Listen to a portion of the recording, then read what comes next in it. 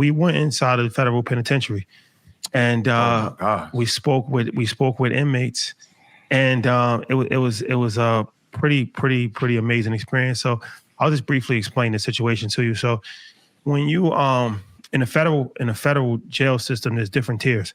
There's the camp. So the camp is like when the Wolf of Wall Street went and he was playing tennis. Yeah. That's very low level. That's like where Martha Stewart. That's low level. Like they're making quilts and playing tennis and it's whatever. Then you got to step up from that, which is like minimal. At the highest level possible is the penitentiary, which is maximum. That's maximum. This is very dangerous people, bank robbers, people that was like on RICO, like the head of the RICO, like those type, like high level criminals, people serving 120 years in jail, 87 years. Mm-hmm. Extremely dangerous place.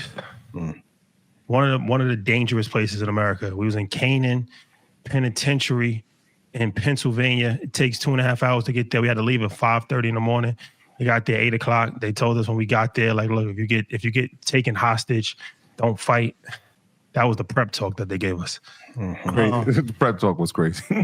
Prep talk was crazy. But we got in. We walked the yard. They had to walk us through the whole yard. It was like prison break. They had to walk us through the whole facility. We saw the different units, and we spoke to a group of men.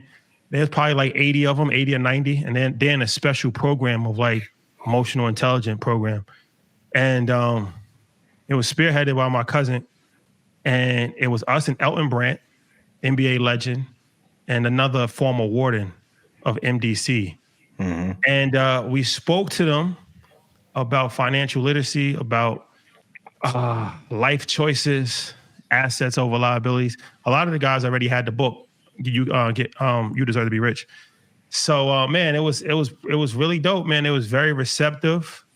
They was just happy that we just like took time out of like. They was just amazed that we even like came.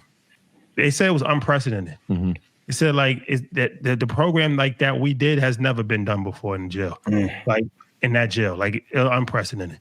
So like for the prisoners, like they was just so appreciative that like we came, and it was a really dope experience. So I wanted to just thank the staff that made that possible.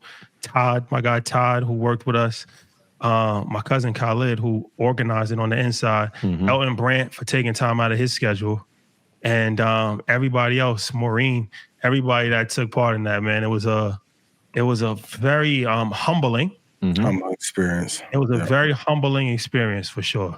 I want to personally thank Shadi, because a lot of times he'll say, let's do something, and I'll have no idea. He'll just say it, and I'm like, all right, let's do it. Like, if he's saying that we're going to do something, let's go do it. When I got there, this is my first time ever being to jail or being to a penitentiary, I realized the magnitude of why we were there. The magnitude of being there meant more than anything. I think when we got in front of the gentleman there, the most important thing that I wanted to convey to them was that they were important, because a lot of times they're forgotten about and they're written off by their families and they're obviously written off by their communities. But when I looked out, I'm like, the only difference between us is a decision. Like literally one decision is the difference between us speaking to them and them sitting there watching us speak. Yeah, 100%. And it was extremely humbling to hear his cousin speak and to see the growth. A lot of the guys did come up and they were talking about assets over liabilities and the book.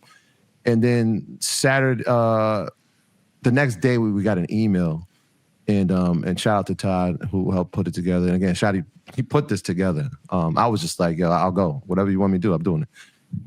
He sent us an email and he said, I want to thank you guys for being phenomenal men. What you did is going to impact these guys' lives forever. The consensus is this is the first time that they felt like they weren't in jail in years. That's deep. And we were there for 2 hours. Yeah. It was the first time that they didn't feel like they were in jail. And that just stuck with me. Like, yo, one decision can change your life, but these people are still human beings. They obviously have made mistakes. but they're still human beings and they still have families and they're trying to get better and they're working to get better. And the unit that his cousin is leading, we actually got to go in their unit and see how they live. And it was an eye-opening experience. It was a powerful one. So I want to thank you personally for allowing me to be there for that. But yeah, if you have anybody that's incarcerated, I encourage you to reach out if you can, and let them know, like, we care. We care. And we love you. And the fact that they're studying it, I know there's one, I forget the gentleman's name, but he wanted to talk to me about stocks. He was like, I hear y'all talking about the Mag 7. I'm into real estate. Which one should I do? I'm like, oh, this is Market Mondays now. Like, this is crazy. So, I mean, to have that level of mindset, to be focused, to know that, hey, I can still be productive. I know this dude was like, I'm telling my kids to watch y'all. I'm telling them how to open a brokerage account. I can't invest, so I'm telling them the things to invest to when we're on our calls. It was powerful, man. And send them JPays too. Yeah, extremely powerful, man. So yeah, just wanted to say that because that was a moment worth telling. That was a story worth telling. And I will say this too, man. Like, you know, we really gotta be careful what we glorify, because there's a when you see things on the outside, like you might see people on Instagram taking pictures in jail, and you know, and then even the Young Thug, like I said, I don't want to pile on Young Thug, because actually, you know, I appreciate his words, but when he was like, you know, the thing that went viral, like, if we go to jail for the rest of our life, whoop-de-doo. I could tell you from being with people that's in jail for the rest of their life, that's not the sentiment. That's not the sentiment. Like, you know what I mean? So we just got to be careful of like how we portray things and how we glorify things, because a lot of this comes down to economic decisions. Comes down to the money.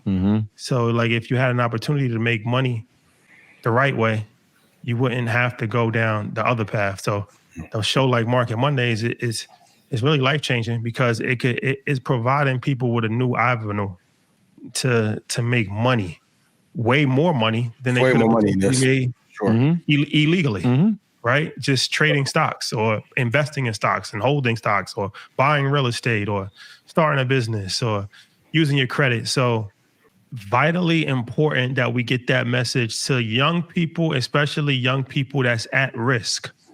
That is extremely important message, because unfortunately sometimes, you know, you don't want to wait 30 years to learn your lesson. Like, it's better to learn it when you're 16 as opposed to learning it when you're 47 years old. It's a powerful message. I agree. 1,000%. All right. Okay. On a lighter note. Yeah. I'm glad you brought that up. Yeah. Okay. Now. And just a blessing to have your freedom.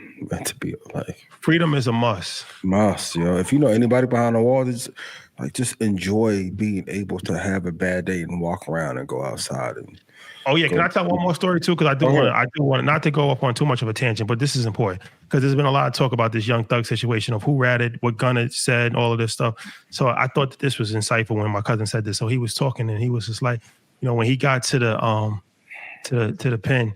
So if you're in jail, there's like, you kind of have to be part of something. Blood, Crip. You can't really be like by yourself. Yeah.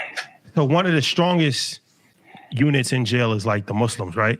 So he was already Muslim. He was born Muslim, so he didn't have to convert. But when he went to jail, he was like, yo, what you gonna do? Like, you with us, you with the Bloods? He's like, no, I'm Muslim. So long story short, they take him to the head of the Muslims, and he hands his paperwork, like, look, this is my paperwork. He threw his paperwork on the floor. And he's like, why are you throwing on the floor? He's like, what is this for? He's like, this is to show you I didn't rat on nobody. My record is clean. He's like, this doesn't mean anything. He was like, this isn't good. This is showing me that you committed crimes. And he's like, this doesn't speak to your character. You didn't tell on nobody, but you could be a terrible person. So I think that was just real insightful for how he broke that down, because it's like, we spending hours talking about who ratted, who did this, who did that. You could still be a terrible person. And even if, like, what you did is not good. So you can't, there's nothing good that can come from bad. Yeah. No matter if you can't be an honorable criminal.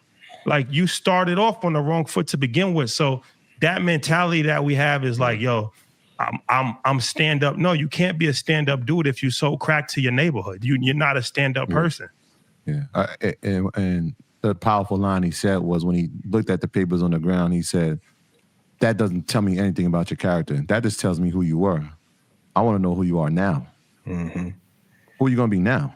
Because that's your past, right? So who are you now? That's what's going to define you. And if you're out of the street, not in the street, stay out of street business.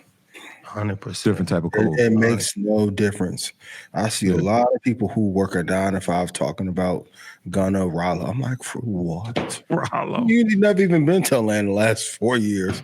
Mind the business that pays you. 100%. Perhaps ever. 100%. So I just, we just got to be really, really careful of what we glorify. Shout out to Sue Surf. He was in there. Free the wave. Free the wave.